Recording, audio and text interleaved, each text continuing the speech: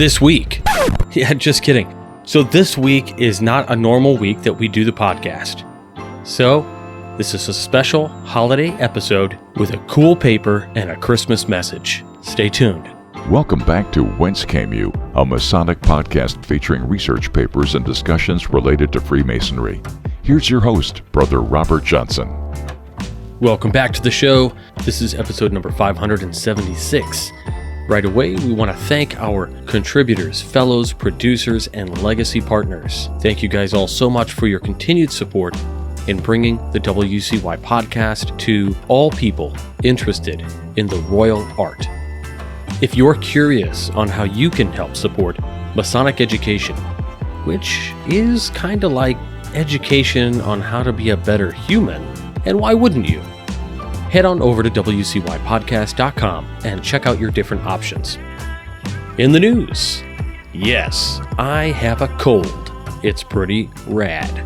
Just kidding, it is stupid. I think we all spent so much time staying clean and not getting sick because of COVID over the last couple of years, and we all kind of forgot in the before time what it was like to just get a darn cold. And so here I am with a cold. And of course, it double stinks because, one, I haven't been sick in a really long time, and two, I'm a guy, and I fall into that really silly stereotype that a man with a cold is like a man knocking on death's door. But anyway, I digress. The reason for this episode is just a Christmas episode real quick. I wanted to update you guys on that, and I also wanted to announce the winner of our contest. What contest? Well, we had an essay contest. You had to write to us in 300 to 500 words about either brotherly love, relief, or truth.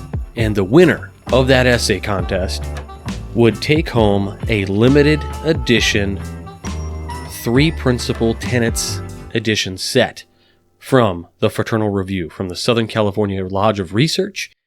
It came with those 3 issues, 3 greeting cards, 3 envelopes, and an exclusive SCRL pin that has never been made before and really was only made for this particular set. And of course, it comes in a collectible folder that is individually numbered. And I also threw in a couple other little cool things for the winner, like a copy of one of Stephen L. Harrison's books, among other things.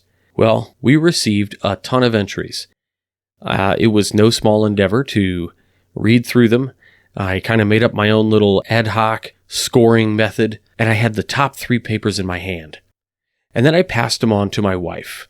And some of you have heard me say that my wife is a better Mason than I am. And I say that because she exhibits our tenets every day. And so she's a great person and does this all the time. So I handed her the 3 essays that I thought were the best. And she said, I like this one. And I said, why do you like that one? And she said, because it really came from the heart. And so I think all of the essays really came from the heart. I think all of our guys all of the people who wrote in did phenomenal jobs, truly. This wasn't a essay based on grammar and punctuation and things like that. This was what I would call an everyman's essay. Anybody could have done this. And that's what I was looking for. Something from the heart, something that spoke to people. And so right away, who won? Well, I'll tell you. Our winner was Brother Chad Svacina. Without any further delay, let's get into this to the point short essay by Brother Chad Svacina from Collins Spring Valley Lodge, number 192, from Baldwin, Wisconsin. And he wrote this just a couple days before the due date, which happened to be December 20th, and he wrote it on December 18th. And he wrote about brotherly love. Here are 3 wonderful paragraphs. Here we go. Brotherly love is a peculiar thing in this day and age, especially in our society. I envy the Greeks, Italians, French, and many others, for they have numerous defined variations of love within their language. I also enjoy our language and our vernacular, because we don't have that defined. Love can mean a whole host of things.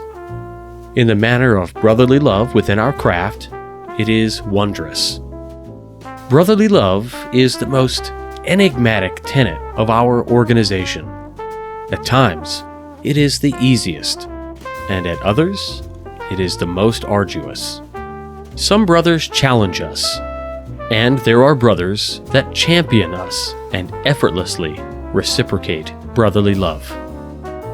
Most of us have seen an image of the statue where a man is chiseling his way out of the ashlar, perfecting himself. There are many titles for this image, and many variations of this. However, this image is flawed. It is flawed because it depicts the man alone. He is not, and you are not alone either. One can visualize a checkered floor with many statues sprawled out, though in close proximity to one another, individuals chipping away piece by piece to perfect their ashlar. In reality, they are conversing, exchanging ideas, tools, chisels, gavels, and flinging bits of stone and dust to the nearest brother. Some are further along the process than others. Some have been there for a long while, but have accomplished less. However, the level of accomplishment means nothing to anyone but the laborer. We have failed when we see our laboring as an exercise in a vacuum. Again, we are not alone, nor in a vacuum. We work together, guiding, learning, advising, and loving. It is a fleeting experience where men of all races, creeds, and ages can smile, hug, and laugh together without reservations. To be able to go to lodge, any lodge for that matter, and be able to have that grandfather, father, brother, uncle, cousin, and friend figure present is humbling. We will butt heads, disagree, and might even errantly hold a grudge, but we would be remiss if that ever overshadows our love for each other. This tenet is what makes us the greatest, most prestigious fraternal organization ever. Remember, our time together is short and unknown. Please do not squander it. Love your brothers. Chad Svacina. How great was this piece at this time, and that he hit on something just like this idea of brotherly love and caring for each other. And of course, maybe Brother Chad was thinking about this time of year. It really sounds as though he's thought about this a lot. This idea that the man chiseling himself out alone is wrong is something I've never thought of before. And he's totally right. I know men have walked past me or have stood next to them in the same quarry, learning the same lessons. And perhaps I didn't understand something, and they explained it a little bit different, and then I understood, allegorically represented by perhaps one statue leaning over, putting his chisel on my base, and hammering off a chunk for me that I was unable to reach or unable to free up. What a great allegorical symbol that you've helped me manifest. And I hope all of you. That's it for this week. I want to thank you all for listening.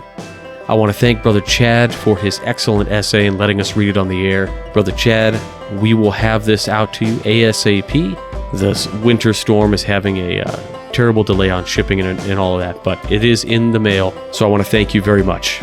I hope you all have a wonderful holiday season. If you celebrate Christmas, well, the day of this release is Christmas Day, so Merry Christmas. If you celebrate Hanukkah, I wish you the best Hanukkah ever. Diwali's over, but I hope it was the best. The Yule, the solstice, St. John's Day is coming up. Whatever you're going to be celebrating, know that I wish you the best. Now, until next year, stay on the level. For Whence Came You, I'm Robert Johnson. Take care. You've been listening to Whence Came You, a Masonic podcast featuring research papers and discussions related to Freemasonry with your host, Brother Robert Johnson. Be sure to join us for our next edition.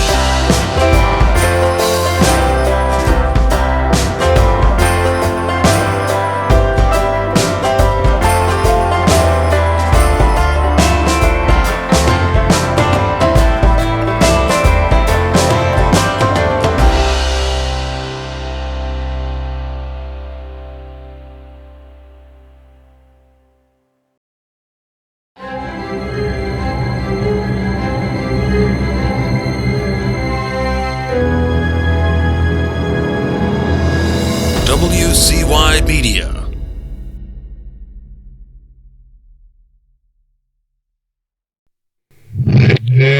SCRL.